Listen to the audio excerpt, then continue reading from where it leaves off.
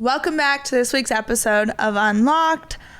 First off, I know my voice, I'm getting sick. I've been in DC for 4 days and I feel like I've been going non-stop. But on this episode, we have Nanny Pam. Welcome. Thank you. So y'all have been asking, why hasn't Nanny come on? Like, everyone's been wanting to see her and hear her side of things, how they're doing, all the things. And I've asked her to come on multiple times, and she has had an excuse every single time as to why she can't.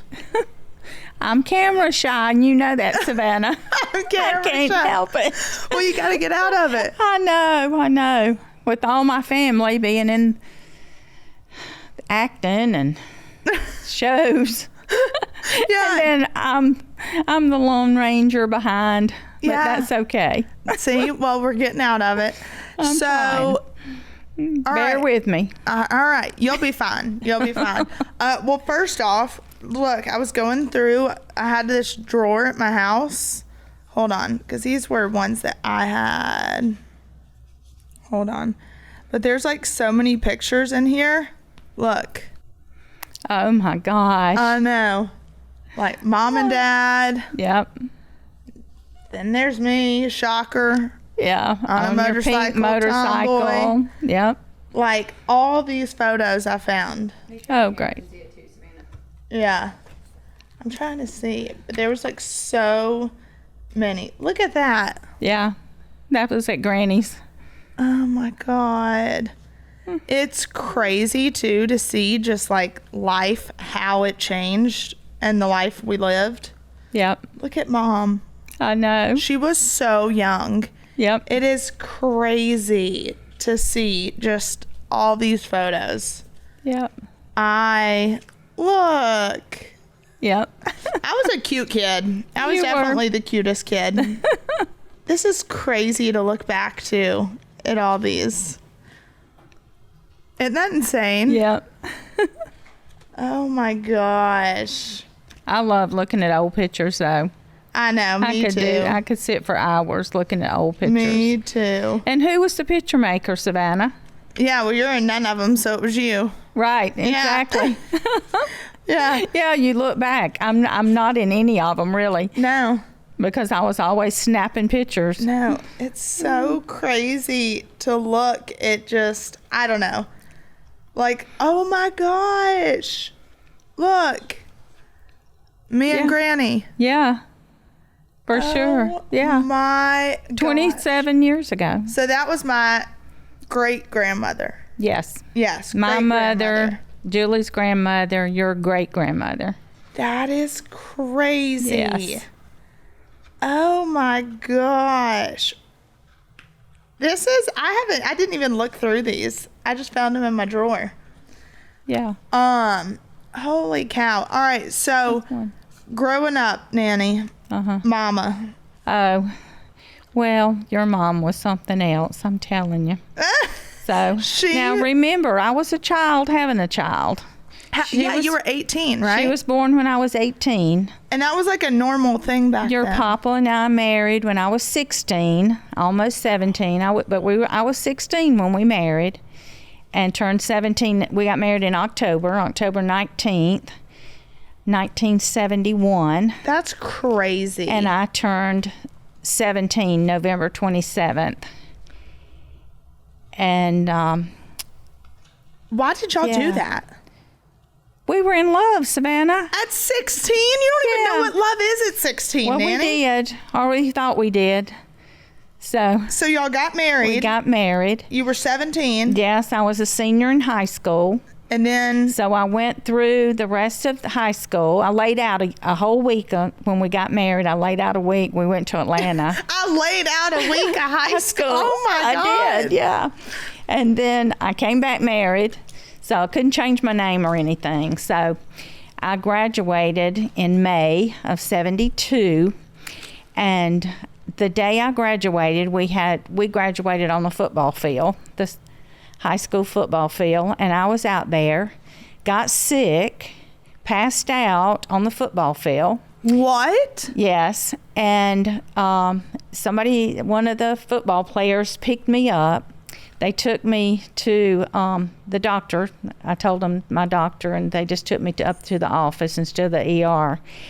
And that's when they examined me and said I was pregnant with Julie. Oh my gosh. 6 weeks pregnant in May. At 17 or 18? I would have been 17.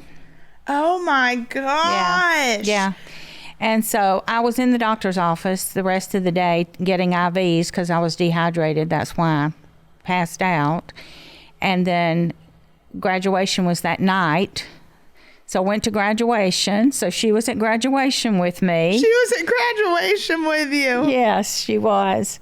So then I had a good pregnancy other than being sick as a dog for about 4 months. Other than that, once I got over the morning sickness, then I was good to go. So then you had Mama. I had your mama in January of 73. Okay. And then what were you doing? Like when you graduated high school? Oh, I went to work. You worked at the bank, right? No, that's way before I went to work at the bank. I worked at a little department store called Rose's. And believe it or not, they put me in they had a candy counter where people, and this was way before your time, Savannah, but you used to buy your candy by the bags. You had a scoop. Yeah, they still have that, Nanny. Yeah. They still have that but at I mean, Foods. not in a lot of stores or now. Fresh Market. In Fresh Market, I love going there. And I'll just pick out the colors I like. Right. So anyway, I did the candy counter and I did the popcorn. Then they let me go because they moved me to the back to ship out damaged goods. And I couldn't lift all that stuff. And so they fired me because I was pregnant and I couldn't do it. So I didn't work the rest of the time, but that's part of until it. she was born. So she was born, and then when was it that you got pregnant with Uncle Trey? He was born in 76. So they're 3 years apart. Okay. So 3 years apart. Yeah. So, and was did you always want 2 kids? Or I wanted more than 2 kids. I wanted 3. But after I got pregnant with Julie, I found out that I have Rh negative blood, which A negative, or with an Rh factor. So I had to have a shot that kind of knocks out the Rogram part of it because your papa was O positive and I was negative. So then that was supposed to help with my next pregnancy. Yeah. So it did, but then they said usually if you have more than 2 children with that kind of blood, the negative and the positive, you could, the risk there is higher to have something wrong with a child. I had no idea. Yeah. So that's crazy. So we just opted not to have any more children. Yeah. So then you had Uncle Trey. Yeah. And then growing up, what was it like for Mama? Oh, she was so funny because she was really a daddy's girl. She wanted to be with Harvey all the time when he was home. And because he would ride her on the motorcycle, he would take a belt, strap her to the front, and they would go up to had a school so up above us. I know, and they would ride the motorcycle, and she was always begging to go ride the motorcycle. But I went to work when she was 7 weeks old. I went to work, and so Granny kept my mom. We always call my mom Granny, so everybody calls her Granny. Literally everybody. And so she kept Julie and Trey their entire lives. Took them to school, picked them up. She did everything for them. So that's why Julie always had a real special relationship with Granny. Yeah. Because she was over there more than she was really at home growing up. And we would always go to Granny's for holidays, like as kids, everything. Yeah, yeah. So then you and Papa were working. Yeah. Papa was doing stuff with churches here, there, everywhere around the frickin' country. And so, which I didn't know, but he had said something about dragging Mama to Kansas City. Yeah. When she And was... she was miserable. Yeah. And begged to go back home. When So she went back home with... Trey was 10, Julie was 13 when we left to go to Kansas City, Missouri, for him to go to school at Midwestern. And she did real good. She didn't want to leave. She cried when we left. Well, we all cried when we left. But anyway, it was snowing when we got there, 50 below zero, cold as everything. Still had to go to school. She had to ride the school bus to school. And it was so funny because she came home one day. She had a little pocketbook. And she came home one day and she was crying. And I said, "What's wrong, honey?" And she said, "They made fun of me on the bus because I said pocketbook." So... And I said, "Well, it is a pocketbook." And she said, "No, they call it purses here." And I said, "I'll just tell them it's a pocketbook and keep on going. Don't worry about what people say." Aww. And so it was, she didn't like it. But so anyway, I talked to Mom and I said, "Julie's really having a hard time." And I told Harvey, I said, "Let's just send her back home," because we had decided, or Harvey had decided, he was only going to stay one semester because the weather was horrible. Yeah. And so we put her on a plane, sent her home, and she stayed at Mom's until that was probably in February. We moved in November, and it was probably in February when we sent her home, and then we came home in probably May. Dear God. When school was out, when the semester was over. We came home in May. And then Harvey decided that we were going to go to North Carolina. That would be a better move for us to go to North Carolina. So we went to North Carolina the next year, and she did well there. She did good there. And so then when did y'all come back? We came back in 87. So how old was she? She was probably 15, close to 15. Okay. When she came back. And then through her high school years, yeah, all of that, how was she? Oh, she was just a regular teenager. She loved, oh gosh, she would always come home and we would have to color her hair. We had to color her hair. She's been green, she's been brown, she's been blonde, she's been black. It's been all colors because we would just buy something off the shelf and, Clairol, whatever, and it would turn out a different color every time. Do you love your shades, but you find them getting caught in your hair frustrating? Those days are over thanks to Shady Rays. Their best-selling tangle-free collection has nose pieces specifically designed to avoid any snags in your hair. This way, perfectly styled hair remains perfect. Y'all, I have struggled with this for years. I'm the person that will use sunglasses as a way to maybe not fix my hair that day, and Shady Rays has absolutely saved the day. Shady Rays offers all the iconic styles from the aviator to cat-eye designed frames, so you're bound to find the perfect pair to match with every single outfit. I'm an aviator girl. I always have been. I always will be. And here's the best part. They have the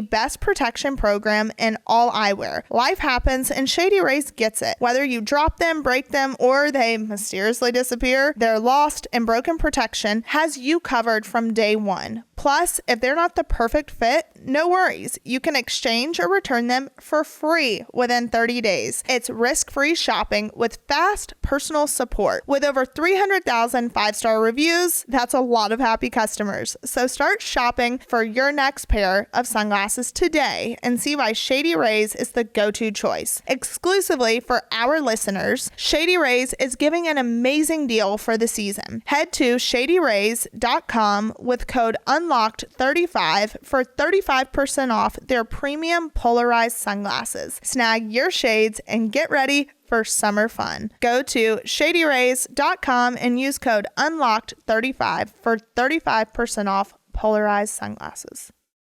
She was good. She loved school. I mean, she loved going to school. She never had a problem going to school. But then who was her best friend, Melissa? Yeah. Her best friend, Melissa. I'm having dinner with her. Are you? Yeah. Oh, good. Yeah, I'm having dinner with her. Because she messaged me on Instagram. Oh, they still are best friends. Yeah. So, but Daddy never liked her. So Daddy never liked Melissa. I know. No, Daddy never liked her. Yeah. Daddy never liked her. But she's the one who nailed Mama's ear to the door. Oh, piercing her ears. Yeah. Yeah. Yeah, nailed her ear to the door because Mama wanted her ears pierced. So they said they'd just do it at home. And she said, put your ear against the door and with a needle and literally like nailed it to the door. Oh, Lord. Yeah. So Mama had did all like a kinds of rebellion stuff. to her. Yeah, little. She didn't have a lot, but I could always tell when she was lying, and I always caught up with her. She cannot lie. She cannot lie, and I can't lie either. But whenever she would say she was going to go somewhere, and I'd say, where are you going? No, where are you going to be? No, you're not. I called her several times. Ask her when next time she's on the podcast, because I did catch her several times. And I would go get her, take her home. Stop. Yep. Well, because then, but when she was a teenager, she wanted to go to work. When she turned 15, she got her license. What do you mean she got her license? She got her permit, and she could drive. And so we got her a little car, and it was a little yellow something, and they called it Yellow awful. Star. She said it was awful. It didn't have air. She wasn't going to drive it, and so Harvey said, well, you can drive it or sit at home, whichever one you want to do. So she said, okay, I'll drive it. And I believe it was a 3-speed or a 4-speed. I can't remember, because we all grew up. I grew up driving a 3-speed and a 4-speed. Yeah. So we always taught her and Trey to drive whatever was in the yard. Well, they could all drive. When she that car. But let me tell you about her.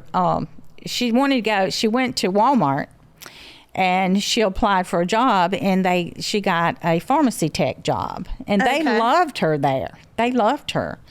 And so she's always been a hard worker. Yeah, she always has been a hard worker. So then she wanted to be a lifeguard. So we had several resorts there in our little town. Nanny, y'all didn't have no damn resort in your town. No, you did not. We did. Nanny, in Seneca, South Carolina, y'all did not have a resort. Mountain Bay Estates was the resort she worked at. Mountain Bay Estates. Resort. That's like... Well, they had a swimming pool, so that's where she went to work. That's just because they got a swimming pool doesn't mean it's a resort. I know. The Motel 8's got a swimming pool. Is that a resort? No. Thank you. But anyway, that's where she went to work, and she had to go down, and she had to get her lifeguarding. And so the guy told her, he said, mostly we have guys down here because she's got to pull like a 200-pound guy out of the pool. And Julie said, well, I can do that. You don't think I can not do that? Well, and she was tiny. So, yeah, she was. But she pulled that guy out of that pool. Stop. Yes, she did. So she lifeguarded on the weekends and worked at Walmart while she was in high school. And then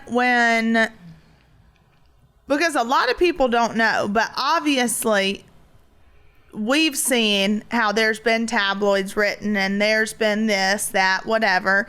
And somebody wrote something about Mom being married before. And it's something that Mom she's never spoken about because she's like, I was 18. I was, it was a learning lesson. Yeah. But other people are going to try to tell her story for her. Right. Which they've tried to with all these tabloids and whatever else. Yeah. And so what was the story behind that? Well, you know what? I think it was a young love. She was 18. She thought, I'm grown. I can do what I want to do. And she popped that on us probably about 2 weeks, but we pulled a wedding together at the church. She got married in the church, and we had a reception, everything. But, it's just one of those things that just didn't work out. Yeah. But, that's her story to tell. Yeah. And that's what I want. I'm not going to tell that story. But what I don't ever want is people to think that we're ashamed of it. Yeah. Or we're embarrassed by it. No, I'm not ashamed or embarrassed by it, It just was one of those that's life journeys that when you can make mistakes, but then, you go on and live from those. And how long did it last? 4 years. Really? I didn't know it was that long. 4 years. Really? Mm-hmm. Well, because Mama told me, she said, when I turned 18, if I wanted to do what I wanted to do, then I had enough respect for my mama and daddy to not do it in their house, so I left. Yep. And that's why when I dated somebody back in the day, because I'm not going to say their name, because it's just not like we were kids too. Yeah. Mama was so afraid that I was going to repeat the same thing that she had done. Right. Because she's like, you're 18, you think you're invincible, you're on top of the world, you're in love, this, that, whatever, but it may not be the best thing for you. Right. And so, but Mama has always said, like, which is actually really weird because of now how like life has gone, how like how our lives are in such parallel. Right. Like even with like me dating Robert and he had kids and there's just so many things that Mama and I's lives are like very similar. Yeah. But she's always said, she's like, I live vicariously through you. Like that's something she's just always said. And so she just doesn't want me making the same mistakes that she's made or whatever it may be. But when that article came out about it, it pissed me off because we know exactly who it came from. Number one, people who say they're family that really they're not. And it's just like, why? You know what I mean? Right. Like that's why do you have to bring up past experiences that, you know, you're probably not proud of, but it happened as part of life's journey. Yeah. But it doesn't have to be broadcasted. Yeah. Yeah. But unfortunately with our life, it does. I just wish Mama could have been the one to have told the story. Yeah. And that's what I say. You know, if she wants to tell a story about what happened, then that's her story to tell, not my story to tell. And then how would you say you've dealt with the tabloids and the things that have been written? And I don't read the tabloids, really. I don't buy those magazines, so I don't really read them. Most of it is 99.9% a lie. Yeah. They pick and choose what they want to put out there. And, you know, it's sad, but that's how they make their money. Yeah. So, all right. So with Mama, and then when she met Daddy, so y'all didn't like him. Y'all didn't want her with him. No, we didn't. So tell that story, please. Well, it wasn't we didn't want her with him. It was just he was so different than anybody she had ever dated. Because through high school, she dated football players. They were all sports crazy. And she was sports crazy. And Todd, you know, bless his heart, he didn't care anything about sports. He cared about looking good. Well, there was that one that she dated in high school that I met. Like, as a kid, I will never forget at that damn produce stand. Big as a frickin', I'm happy my daddy's who my daddy is. I'm happy none of that worked out. But so y'all didn't like him. But I liked him. I knew your daddy way before he knew your mama. Because the bank. Because I worked at the bank, the local bank, and he would come by the bank every Thursday morning to cash his check, because that was before direct deposit and all this stuff that they have now. And so, and we just always laughed and cut up and, you know, talked to each other. And I knew your Nanny Faye and Papa Gene. They'd come in, you know, but they were just customers, you know. And so when the story was that, and then she went to work at a local bank in another little town about 7 miles from where I was. And it was a local bank owned by locals. Okay. And their sons worked there. And it was your dad's best friend, Bill, that introduced them. And so when we met Todd, it was like he couldn't believe that Julie was my daughter. Yeah. Because, you know, I had no reason to talk to him about my children. Yeah. So he didn't even know that we were even... No, he didn't, because Daddy told me that he had said that he was dating somebody. You asked how he was or something in the kids, and he had said he was dating somebody, and you said who, and he said, oh, her name's Julie. Mm-hmm. And that's how you found out they were dating. Yeah, because Julie never told me. Yeah. So yeah. Then, but who was it? Was it Papa really that didn't like Daddy? Well, he didn't. It wasn't he really didn't like him. It was just he was so different, about, he didn't know anything about sports. He didn't know anything about cars. So It was like, Julie's grown up around cars and hot rods and, all that stuff all her life. And to bring somebody home that was completely opposite, that was hard. Well, yeah, because she wanted to run from all the shit she grew up with. Well, maybe so. Who knows? Who knows? Oh, my God. All right, guys, if you've been listening to my podcast for the past few months, then you know that I've been telling you about how incredible Sono Bello is. Then I got this note from one of my followers, and I wanted to share it. The Sono Bello staff is absolutely amazing. Every time I went for my appointments, I felt like I was seeing family. My journey is still going strong because I took a chance on Sono Bello. Thank you for all of those who helped achieve my better me. Stories like this are truly what makes Sono Bello the absolute best. The more people you talk to, the more you hear that they're the experts in advanced micro laser fat removal. But you can't beat the care you get from their entire team. In just one visit, you can get rid of that stubborn fat just in time for warm weather. That means feeling amazing all summer long. Advanced micro laser fat removal is the permanent solution, and Sono Bello doctors are the experts. Right now, they're running a spring savings event, so schedule your free consultation now at sonobello.com/unlocked. That's sonobello, BELLO.com/unlocked. What year was that? Do you remember? Let's see. 95. Okay. So, and then what was y'all's reaction how did she tell y'all that she was pregnant and with Chase? Oh, she had left him and had come back home. Yeah. And she was living at home with us. So she was living at home with y'all. And then when she got pregnant, how did she tell y'all? She just broke down and told us one night. Okay. And it was like, no way. But, we just embraced it. We said, honey, we're here for you. You can stay here.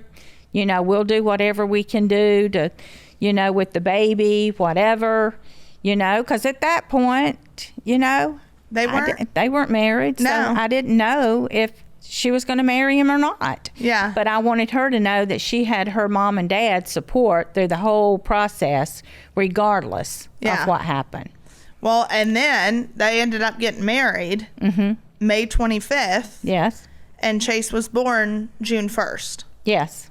So she was like pregnant when they got married. Yes. But she wasn't even that big. So, and they had a beautiful little wedding that your dad planned. He planned the whole thing. Your mom didn't do a thing.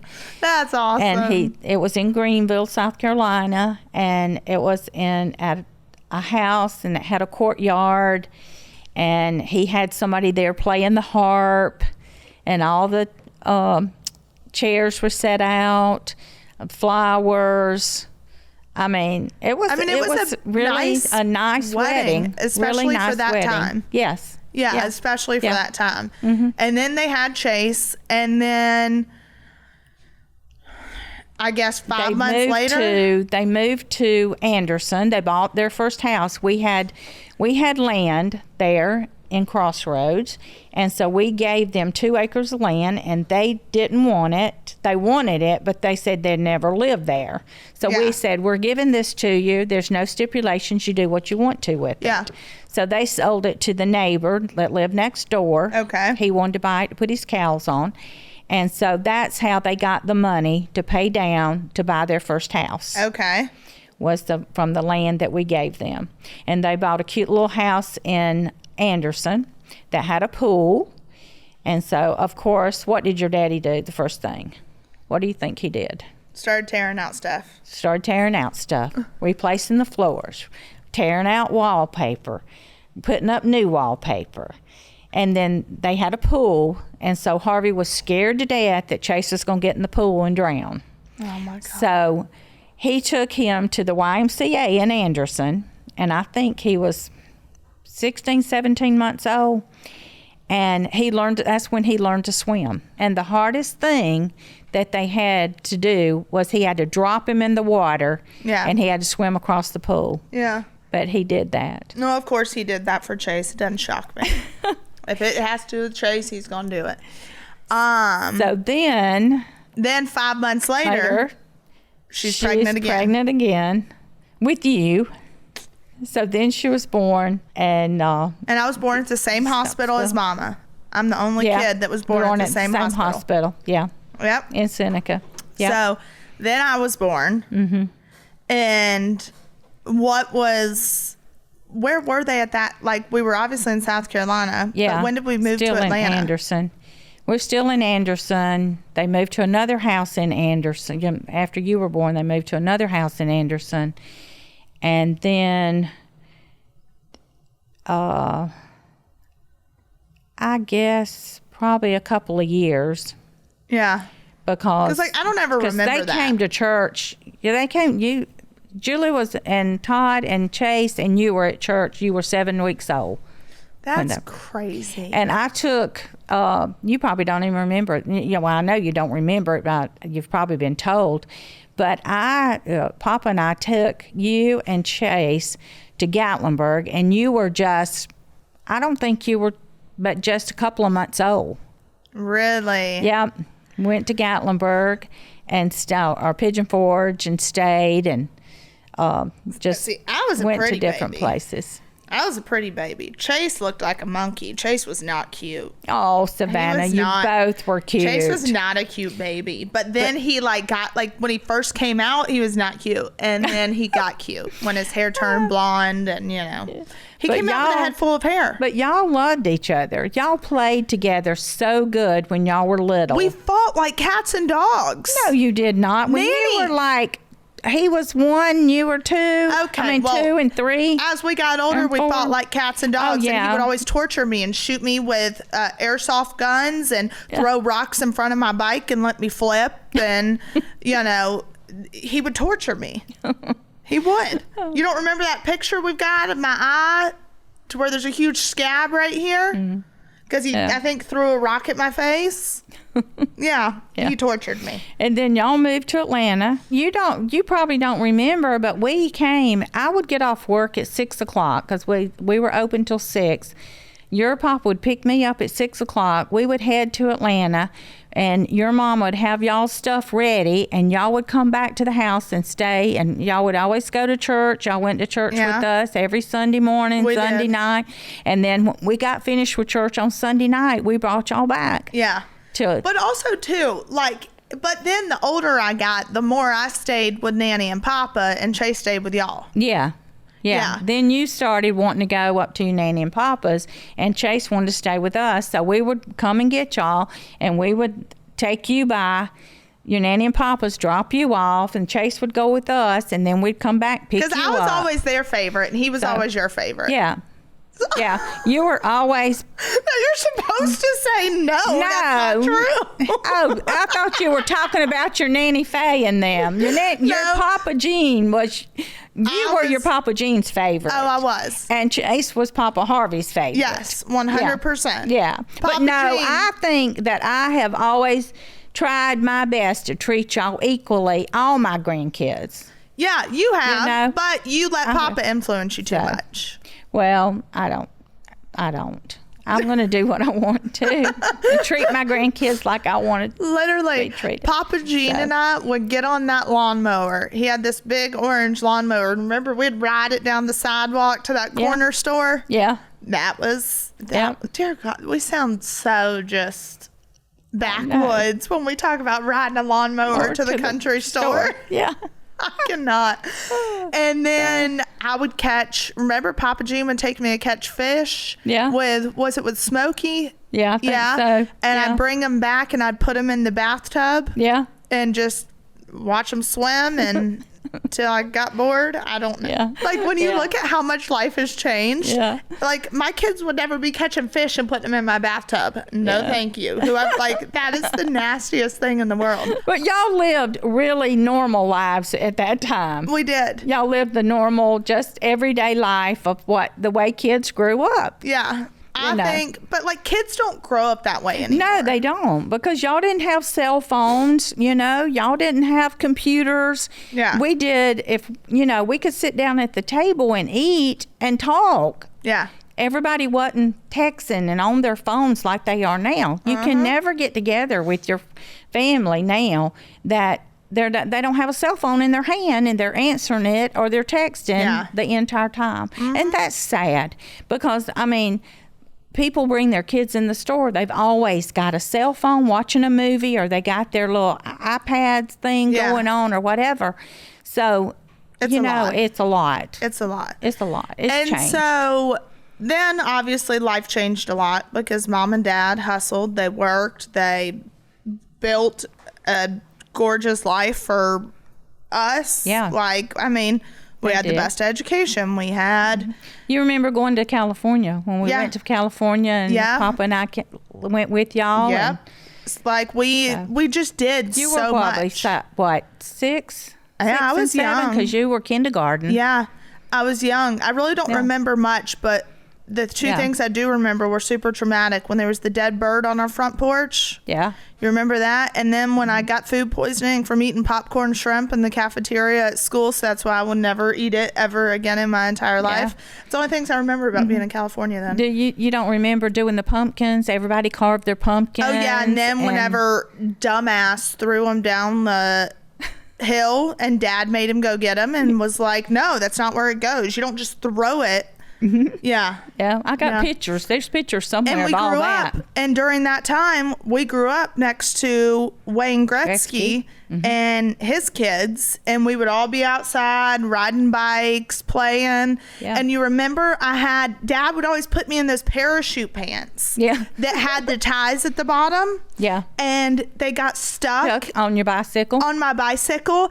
Yeah. And y'all had to come outside, and I had to take all the kids are out there, and I had to take off my pants because they were stuck in the bicycle. In the bicycle brakes. Just traumatic experiences from a very young age. So we lived in California. Then that's when we moved back a year before y'all did. Yeah. And we bought our house on Boone Court. Yep.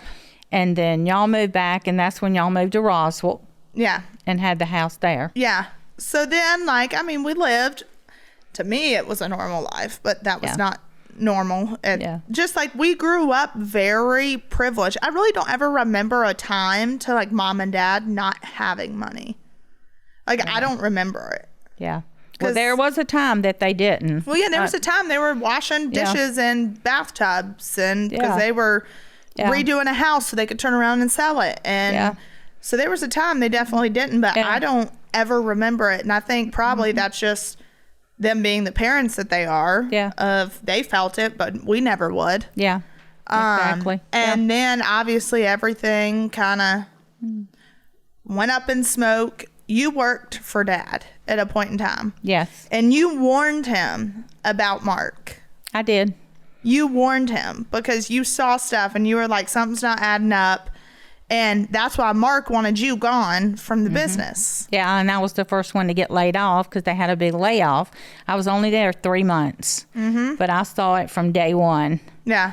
And so I was like, you better open your eyes and you better start looking. Yeah. That's all I'm going to say. Yeah. Open your eyes and you better start looking. And quit trusting people so much. Yeah. Because that was one of the whole problems, is that he trusted him 110%. Well, yeah. If they would have died, he would have gotten custody of us.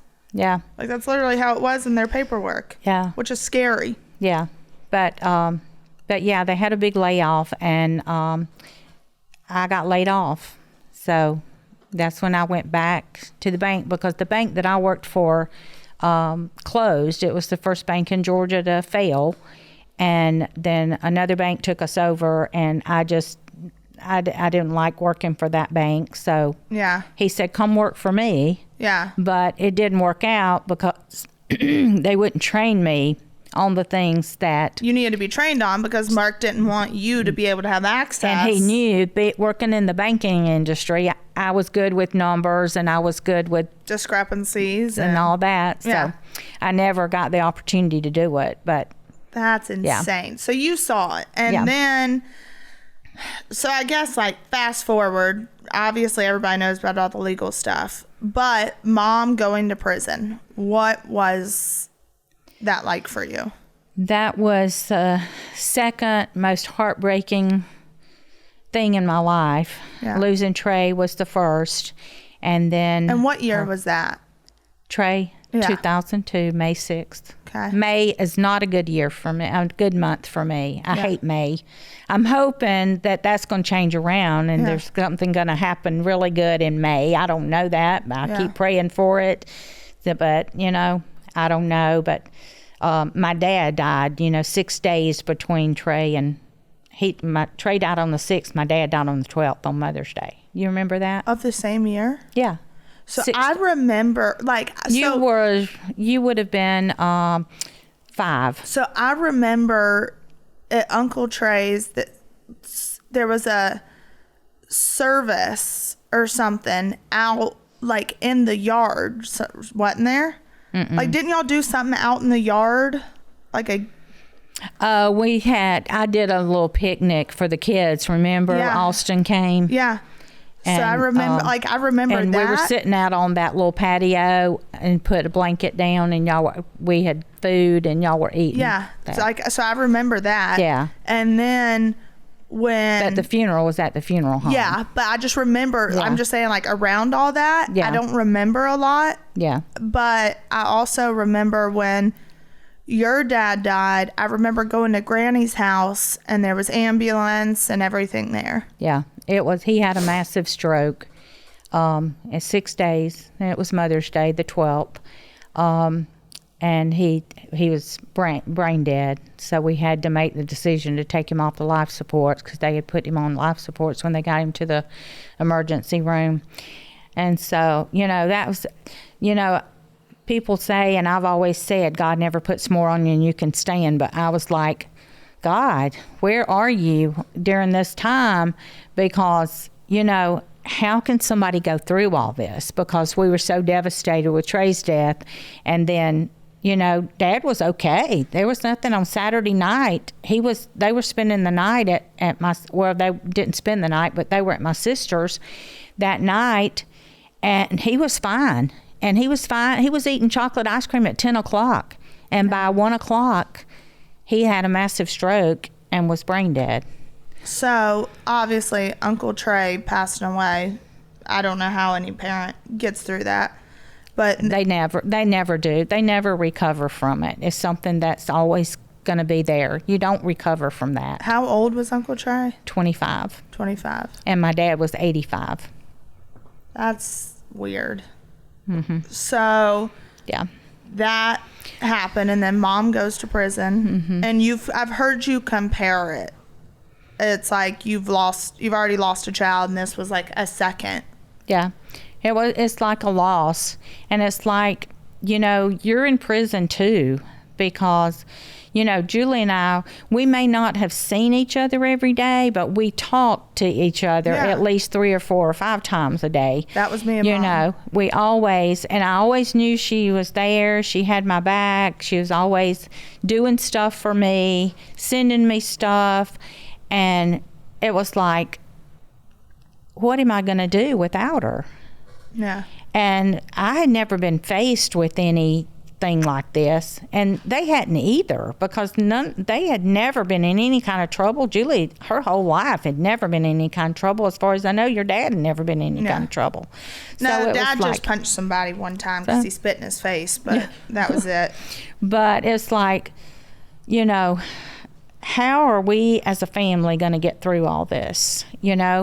I mean, we had just moved to Nashville, and we moved in November of 21. Yeah. And Well, no one ever expected it to go the way that it went. No, no. And with the evidence that was even presented, you wonder how, and I wasn't there during the trial at all. We didn't come. Your mom didn't want us to, and I think she was just shielding us from media, embarrassment, or whatever you want to call it. But she said, "Don't come, Mama, don't come." And so we didn't. We honored that. But from everything that I've heard and from y'all talking and everything, is that the evidence that was presented, if they had any kind of jurors on there that was listening, but I think I just want to say it's more. It was so complicated for them; they didn't understand the process. No, they didn't. Because how is an 18-year-old pregnant college student going to understand bank fraud, wire fraud, conspiracy, tax evasion, all the...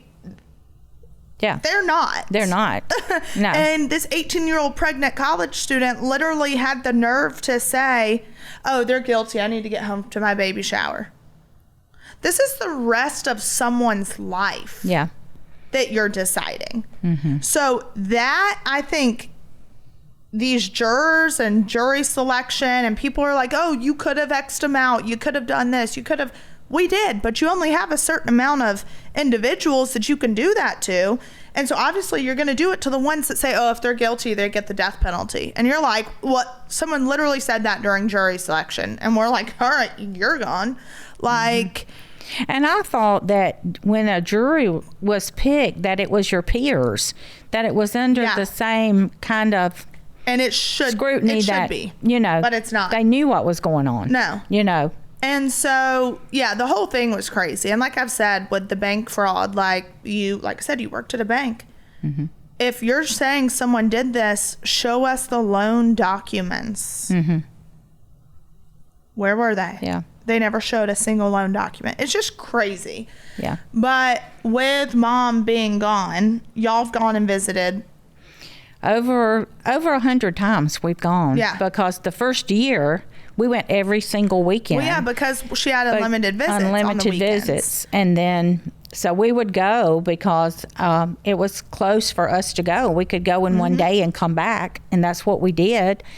And, but it was so... I mean, I just cried the first time I went there, because I'm going to tell you what that prison reminded me of. When I was a little girl, at the police station, there was a set of steps that goes down just like at your mom's prison.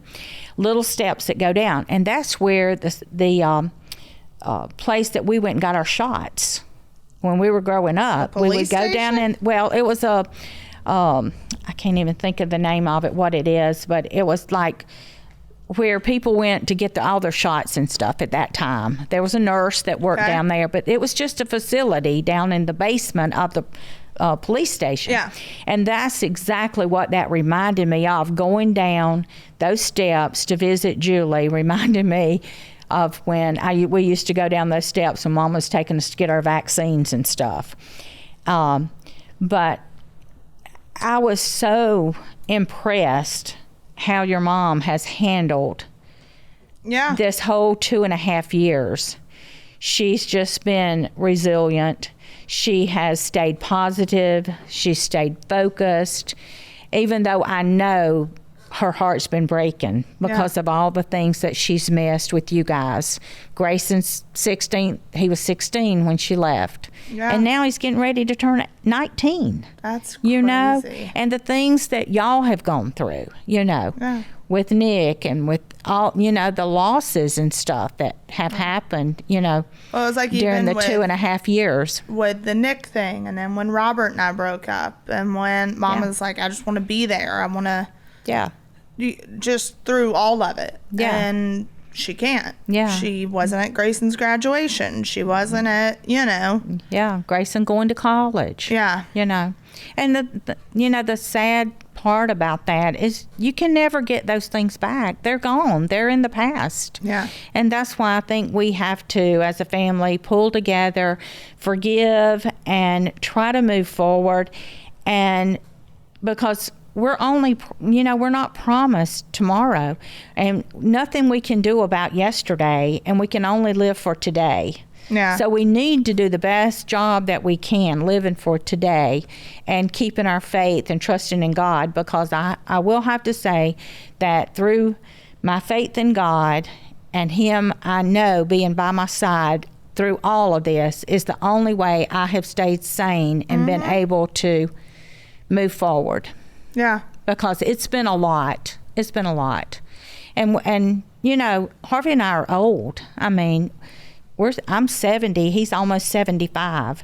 We've lived over most of our life. Yeah. I mean, hopefully we got another maybe 10 years to go or so, but you never know. Well, no. And You when just don't ever know. Yeah. I mean, all the things that Harvey went through last year, with the heart, the stents, the knee surgery, in and out of the hospital with, the breathing and all this stuff. You just don't ever know when today's going to be your last day. Harvey had a really good friend up in South Carolina, and we saw him when we were there just a month ago, and he died last week. Yeah. So you never know. I just want my family to be ready when it's their time, because we never know what time when God's going to call us home. Yeah. And so, I mean, I agree with that, but we know my viewpoint. Just because you're my family, if you act a fool, that doesn't mean I have to get along with you or be family with you. Well, y'all don't agree with that, but that's my viewpoint. Well, sometimes you have to love from a distance, Savannah, and if that's how you can do it right now is love from a distance, then do that. But I think when your mom and dad get home that there's going to be a coming together of the family. And I hope and pray. There's going to be a lot of stuff that happens, because when they come home, I have already told them that over the past 2.5 years, I've figured it out. So if they come home thinking they're going to rescue individuals and act like nothing's happened, then I'm out. Mm-hmm. I have told them that. And Mama has said, well, that's not happening. Yeah. So I'm not, and I said, if we're going to actually all come back together, there needs to be an intensive week-long therapy that we all go to and hash everything out. Yeah. Because that's the only way that anything's going to be resolved. Yeah. Literally. Yeah. Well, that's what I hope and pray for. Well, we're going to hope and pray. You've always been the one that's just, we're just going to live, with a smile, and everything's going to be good and dandy. And I know. I have to, Savannah. That's just me. Before we wrap, I'm going to see questions. How do you find your faith while feeling lost?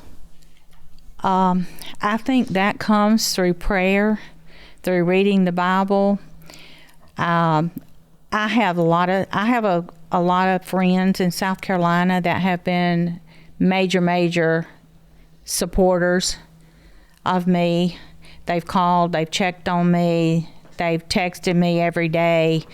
When we go up there, we usually visit most of them, or try to visit most of them, and they have given me a source of strength, because I really don't have any friends up here other than I have some special coworkers that I work with, and they've been for me, and they have prayed for me, and I couldn't have gone to work at a better place to have the group of friends that I have. Yeah.